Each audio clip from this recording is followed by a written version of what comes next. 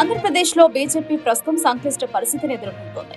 ఈ మధ్య జరిగిన ఎన్నికల్లో టీడీపీ జనసేనతో పొత్తు కారణంగా బీజేపీకి ఓటు శాతం పెరగడంతో పాటు 8 ఎమ్మెల్యేలు 3 ఎంపీ సీట్లు దక్కాయి. కేంద్ర మంత్రి భూపతిరాజు శ్రీనివాస్ వర్మ, రాష్ట్ర మంత్రి సత్యకుమార్ యాదవ్ వంటి ముఖ్య నేతలు ఉన్నా రాష్ట్రంలో పార్టీ ఆశించినంత దూకుడు ప్రదర్శించలేకపోతోంది. ముఖ్యంగా బీసీ వర్గానికి చెందిన బలమైన ఆర్ఎస్ఎస్ నేపథ్యం ఉన్న యువ నాయకుడు టీవీఎన్ మాధవ్ కు రాష్ట్ర అధ్యక్ష బాధ్యతలు అప్పగించడంతో పార్టీ బలోపేతమవుతుందని అంతా ఆశించారు. మాధవ్ మంచి వాగ్దాటి ఉన్న నాయకుడు, సిద్ధాంతపరంగా బలంగా ఉంటారని పేరుంది. ఆయన తండ్రి పివి చలపతిరావు కూడా బీజేపీలో సుదీర్ఘ అనుభవం ఉన్న సీనియర్ నేత. అందుకే మాధవ్ నాయకత్వంపై పార్టీ శ్రేణుల్లో గౌరవంతో పాటు అంచనాలు కూడా ఎక్కువగా ఉన్నాయి.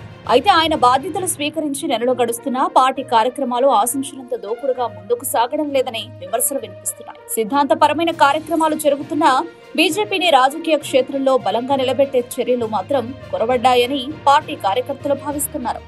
ఈ కారణం చేతనే ఇంతమంది నాయకత్వం ఉన్నా ఏపీలో బీజేపీ తన ఉనికిని బలంగా చాటుకోలేకపోతుందనే అభిప్రాయాలు ఉన్నాయి. క్యాడర్లో ఉన్న ఆశలకు అనుగుణంగా మాధవ్ తన దూకుడు పెంచి బీజేపీని బలోపేతం చేసే దిశగా వేగంగా అడుగులు వేయాలని పార్టీ వర్గాలు శ్రేణులు బలంగా కోరుకుంటున్నాయి.